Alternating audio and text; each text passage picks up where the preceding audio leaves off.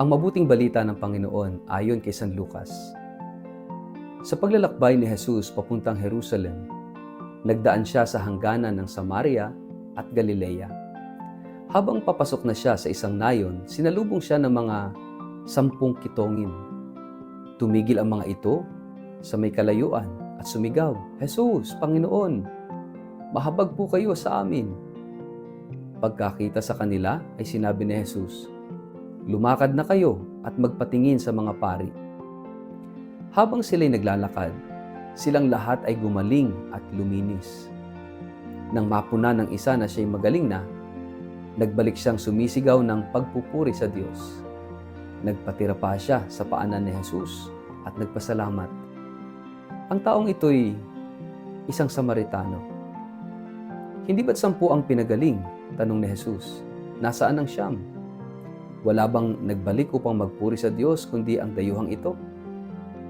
Sinabi ni Jesus sa kanya, "Tumayo ka na at umuwi. Pinagaling ka na ng iyong pananampalataya." Ang mabuting balita ng Panginoon. Word of the day, hear what God has to say. Mapagpalang araw po sa inyong lahat. Kumusta po kayo? Ang ating word of the day ay gratitude. Ang Ebanghelyo ngayong araw ay isa sa mga paboritong kwento sa Bagong Tipan. Ang tungkol sa 10 ketongin na pinagaling ni Jesus. Madalas nating itinuturo ito sa mga bata upang ipaalala ang kahalagahan ng pasasalamat. Ngunit kung susuriin natin ito ng mas malalim, may mas malawak at mas personal itong hamon para sa ating lahat. Hindi lamang ito simpleng leksyon tungkol sa pagtanaw ng utang na loob. Ito'y isang paanyaya na muling pag-isipan ang ating ugnayan sa Diyos, sa sarili at sa ating pang-araw-araw na karanasan sa buhay. Sa gitna ng lahat ng ito, ang ating salitang focus ay gratitude, pasasalamat. Isipin natin ang eksena, 10 ketongin, itinakwil ng lipunan, pinandirihan, pinaniniwala ang marumi at makasalanan. Hindi lamang sila may sakit sa balat, kundi sila'y pinatatahimik ng lipunan. Walang boses, walang dignidad, walang lugar sa templo. Ngunit narinig nila na si Jesus ay dumaraan. Kaya sabay-sabay silang sumigaw, "Jesus, Guro, mahabag ka sa amin." At sa isang kakaibang pagkakataon, hindi sila agad pinagaling sa harap ng mga mata ng lahat. Sa halip, sinabi lang ni Jesus, "Humayo kayo at magpakita sa mga pari." At habang sila'y naglalakad, habang sila'y sumusunod, gumaling sila. Napakagandang larawan ng pananampalataya. Hindi agad-agad ang lunas, kundi sa proseso ng pagsunod at pagtitiwala. Ngunit ang mas nakakagulat sa kwento ay ang nangyari pagkatapos. Isa lamang ang bumalik upang magpasalamat. Isa lang sa 10. At ang nagbalik pa ay isang Samaritano, isang banyaga, isang hindi inaasahang bayani sa mata ng mga Hudyo. Dito nagsisimula ang lalim ng mensahe ng Ebanghelyo. Hindi lahat ng tumatanggap ng biyaya ay marunong magbalik. Hindi lahat ng pinagaling ay bumabalik sa pinanggalingan ng biyaya. Ang 9 ay mas pinili ang kanilang bagong buhay kaysa sa ugnayang nagbibigay buhay. Mas pinili nila ang kagalingan kaysa nagbibigay ng kagalingan. Ngunit ang isa, ang banyaga, ay hindi lamang bumalik, kundi nagpuri, lumuhod, at nagpahayag ng pasasalamat. Sa kanya ibinigay ni Jesus ang isang mas malalim na biyaya. Tumindig ka at humayo. Iniligtas ka ng iyong pananampalataya. Napakaraming tao ang nagdarasal sa oras ng pangangailangan. Ngunit ilan ang nagpapasalamat sa oras ng kasagutan? Marami ang lumalapit kay Jesus kapag may sakit, may problema, may hiling. Ngunit ilan ang bumabalik kapag natanggap na ang hinihiling. Minsan pa nga, mas madalas tayong maging gaya ng 9. Abala, masaya, abot tanaw ang bagong yugto ng buhay, pero nalilimutan ang pinagmula ng biyaya. Ang pagiging mapagpasalamat ay hindi lamang pagiging mabait. Ito ay pagsasaalang-alang ng katotohanan na lahat ng meron tayo ay galing sa Diyos. Buhay, lakas, oras, talento, kapayapaan, at pag-ibig.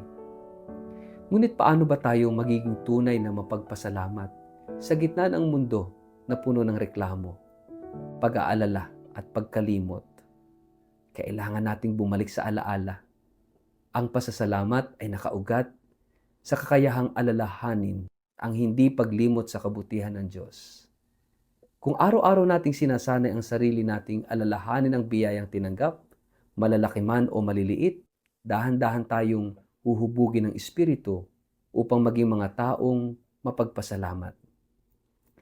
Ang pasasalamat ay hindi lamang salita, ito ay kilos, ito ay pagbabalik loob, ito ay pagsamba. Kaya ang pagbabalik ng kitungin ay hindi lamang isang emosyonal na thank you. Ito ay isang pagbabalik sa Diyos upang muling ilagay ang sarili sa ilalim ng kanyang kabutihan.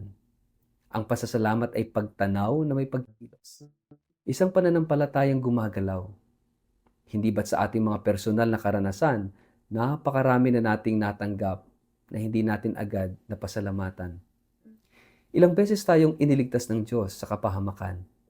Ilang beses tayong pinatawad, inunawa at minahal nang hindi natin namamalayan. Ilang biyaya ang dumarating sa mga anyo ng tahimik na pag-iral, hangin, araw, kapayapaan, katahimikan, mga taong nagmamalasakit, mga panalangin sinagot na parang sa paraang hindi natin inaasahan. Ngayong araw, inaanyayahan tayo ng Panginoon na muling bumalik sa Kanya. Baka may siyam sa loob natin na abala sa ibang bagay. Panahon na para itulad natin ang puso natin sa Samaritanong kitongin. Panahon na upang gawing ugali ang pasasalamat.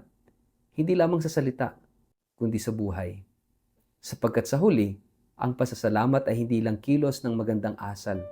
Ito'y salamin ng ating pagkilala sa Diyos bilang pinagmumulan ng lahat ng kabutihan. Mga kapatid, sa bawat araw ba ay may pagkakataon tayong muling bumalik sa Diyos at magpasalamat? O mas madalas tayong lumimot, abala sa mga biyaya, ngunit nakakalimot sa Diyos na siyang nagbibigay ng mga biyaya? Sa ngalan ng Ama at ng Anak at ng Espiritu Santo. Amen. Panginoon, turuan mo kaming laging alalahanin at pasalamatan ka. Sa gitna ng aming mga tagumpay, sakit at paglalakbay, huwag mo kaming hayaang maging gaya ng siyam na nakalimot. Iukit mo sa puso namin ang kabutihang hindi matatawaran upang araw-araw kaming bumalik sa iyo. Hindi dahil kailangan namin, kundi dahil minamahal ka namin. Gawin mo kaming saksi ng pasasalamat sa isang mundong madaling makalimot. Sa aming buhay naway makilala ka bilang tanging pinagmumulan ng lahat ng biyaya. Amen. Pagpalain kayo at ingatan ng makapangyarihang Diyos, Ama, Anak at Espiritu Santo. Amen.